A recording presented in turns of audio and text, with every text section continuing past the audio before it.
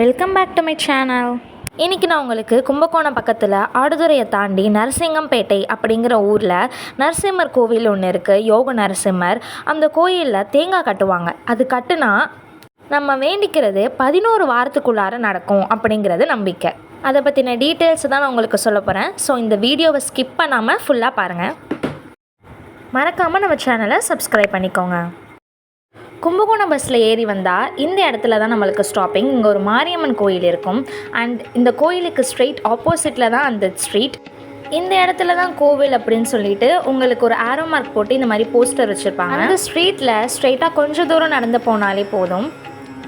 இவ்வளோ டிஸ்டன்ஸ் தான், கொஞ்சம் தூரம் தான், உங்களுக்கு கோயில் வந்துடும். வாசல்லே உங்களுக்கு வந்து அர்ச்சனை தட்டெல்லாம் விற்பாங்க. அண்ட் கோயிலுக்குள்ளேயும் விற்பாங்க. ஸோ வெளியில் வாங்கிக்கிறதுனாலும் வாங்கிக்கலாம், உள்ளேனாலும் வாங்கிக்கலாம். 50 ரூபா அர்ச்சனை தட்டு. இதுதான் அந்த கோவில். உள்ளார போனீங்கனாலே உங்களுக்கு இந்த மாதிரி தேங்காயில் நம்பர் போட்டு வச்சுருப்பாங்க. சாமியை வேண்டிட்டு ஒரு தேங்காய் எடுத்து அவங்கள்ட்ட கொடுத்தீங்கன்னா அவங்களே உங்களுக்கு அர்ச்சனை பண்ண வேண்டிய டீட்டெயில்ஸ்லாம் சொல்லுவாங்க. இதுதான் கோவில் உள்ளார. அண்ட் இடது கை பக்கம் திரும்பினீங்க அப்படின்னா கை காலெலாம் நம்ம அலம்பிக்கலாம்.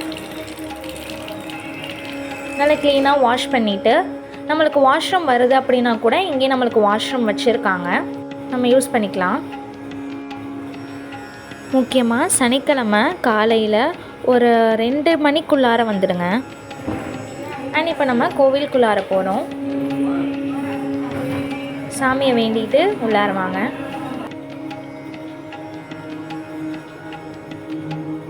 இதுதான் யோக நரசிம்ம பெருமாள் கோவில். உள்ளார வந்தோடனே இடது கை பக்கம் நம்மளுக்கு ஆஞ்சநேயர் இருப்பார். நம்ம கும்பிட்டுட்டு சுற்றி வந்துடலாம். ஆஞ்சநேயரை 9 தடவையும் பெருமாளை 3 தடவையும் சுற்றணும், மொத்தம் 11 முறை. அண்ட் இந்த மாதிரி நிறைய கூட்டம் வரும். முக்கியமாக சனிக்கிழமையில் தான் போகணும். பெருமாளை 3 தடவை சுற்றி வந்துடலாம். அது சுற்றி வரும்போது தான் நம்ம தேங்காய் கட்டணும். நீங்கள் எந்த இடத்துல வேணாலும் கட்டலாம். பாருங்கள் எத்தனை பேர், எவ்வளோ கணக்கான தேங்காய்கள் அவங்களுக்கு வேண்டிக்கிட்டு கட்டியிருக்காங்கன்னு சொல்லிட்டு. கிட்டத்தட்ட 4000 கிட்ட தேங்காய்கள் நம்பரே வந்திருக்கு. நான் எடுத்துக்காட்டுக்கு ஒரு தேங்காயோட நம்பர் காட்டியிருக்கேன் பாருங்கள். இந்த 2868 சுற்றி வந்திங்கன்னா தேங்காய் உடைக்கிற இடம் இருக்கும். தேங்காய் உடைச்சிக்கலாம் நம்ம.